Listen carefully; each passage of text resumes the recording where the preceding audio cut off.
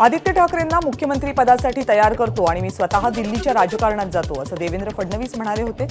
इंग्रजी वृत्तपत्राला दिलेल्या मुलाखतीमध्ये उद्धव ठाकरेंचं मोठं वक्तव्य। उद्धव ठाकरे मुलाखतीत सत्यच बोलले। ठाकरे गटाचे खासदार संजय राऊत यांची प्रतिक्रिया। उद्धव ठाकरेंना आदित्यला सीएम करायचं होतं। ठाकरेंनी स्वतःचेच दावे खोटे ठरवले। उद्धव ठाकरेंच्या वक्तव्यावर भाजपा आमदार अतुल भातखळकर यांची टीका। उद्धव ठाकरे खोटं बोलतात। आधी अमित शहांनी शब्द दिला असं सांगत होते, आता फडणवीसांनी शब्द दिला असं सांगतात। त्यामुळे ठाकरे खोटारडं असल्याचं जनतेला कळलंय। श्रीकांत भारती यांची टीका। अनिल देसाईंच्या प्रचारार्थ उद्धव ठाकरेंची आज मुंबईतल्या अँटॉप हिल परिसरामध्ये सभा। अरविंद सावंत दक्षिण मध्य मुंबईतून ठाकरे गटाचे उमेदवार। कालच्या टप्प्यात एनडीएला एकतर्फी मतदान। पहिल्या टप्प्याबद्दल मोदींचं अत्यंत मोठं वक्तव्य। इंडिया आघाडीमध्ये एकमेकांवरच कुरघोड्या। 25% जागांवर इंडियातील नेते आमने सामने। 4 जून नंतर इंडिया आघाडीतील एकमेकांचे कपडे फाडतील। पंतप्रधान मोदींचा हल्लाबोल। काही जण राज्यसभेच्या मार्गाने संसदेमध्ये जाऊन बसले। सोनिया गांधींना मोदींचा टोला। राहुल गांधींना पीएम बनवण्याचं काँग्रेसचं स्वप्न आहे, पण जनता स्वप्नात सुद्धा त्यांना पीएम करणार नाही।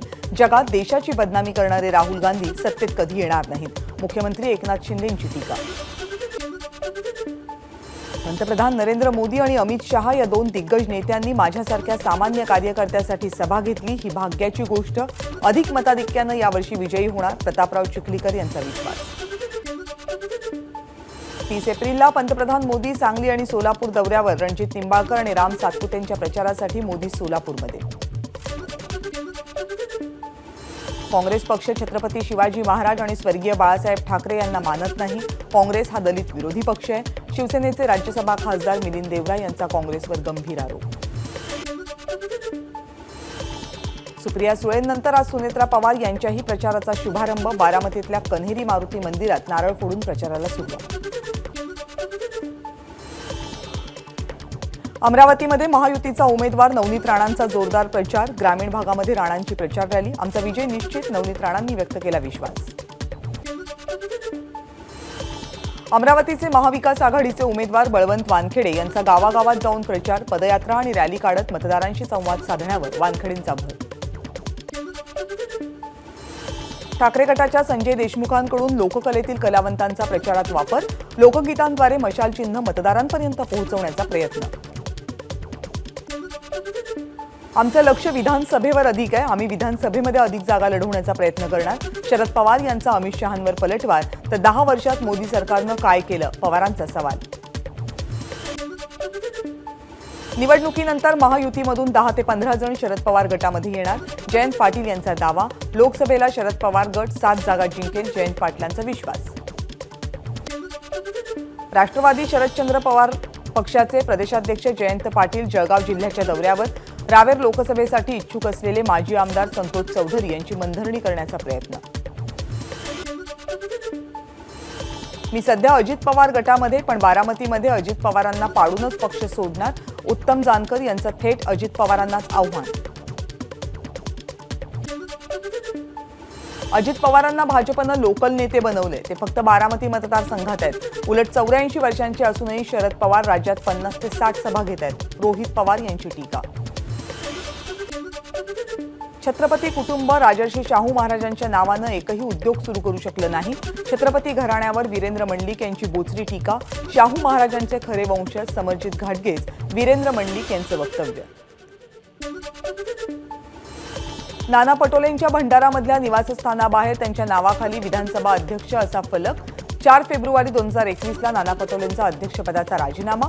पण नाना पटोले अजूनही स्वतःला विधानसभेचे अध्यक्ष समजतात का, असा सवाल। विशाल पाटील यांचा डीएनए वसंतदादा पाटील यांचा आहे। त्यांचा आणि माझा उत्तम संवाद। राऊतांचं वक्तव्य। पाटील उमेदवारी अर्ज मागे घेतील। राऊतांचे संकेत।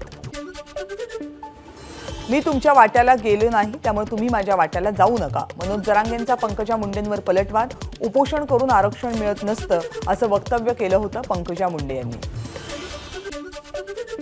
नांदेडचे काँग्रेस उमेदवार वसंत चव्हाण यांच्यासाठी खासदार चंद्रकांत हंडोरेंची सभा।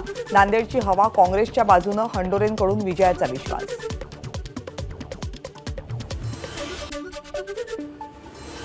धुळ्यामध्ये काँग्रेसमध्ये उमेदवारीवरून नाराजी नाट्य. डॉक्टर शोभा बच्छाव यांच्या उमेदवारीला काँग्रेसमधूनच विरोध. पक्षातून आपल्यालाच उमेदवारी मिळेल. जिल्हाध्यक्ष श्याम सनेर यांच्याकडून विश्वास. काँग्रेसचे मुश्ताक अंतुले राष्ट्रवादी अजित पवार गटाच्या वाटेवर असल्याच्या चर्चा. येत्या 23 तारखेला पक्षप्रवेश करणार असल्याची शक्यता.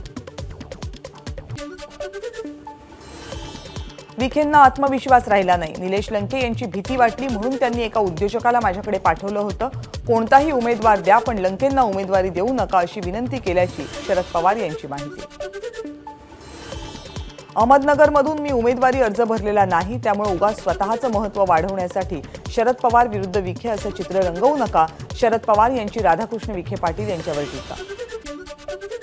भिवंडीमध्ये महाविकास आघाडीच्या उमेदवारासाठी शरदचंद्र पवार पक्षाचा कार्यकर्ता मेळावा. मेळाव्याला जितेंद्र आव्हाडांची उपस्थिती. शिर्डी लोकसभेचे महाविकास आघाडीचे उमेदवार भाऊसाहेब वाकचौरे कोट्यधीश. निवडणूक आयोगाकडे सादर केलेल्या प्रतिज्ञापत्रातून माहिती. सिंधुदुर्गमधल्या कणकवलीत अवकाळी पावसाची हजेरी. आंबा आणि काजूचं मोठं नुकसान होण्याची शक्यता. महाराष्ट्रातील सरासरी पाणीसाठा 32%. जायकवाडीमध्ये फक्त 13% पाणीसाठा.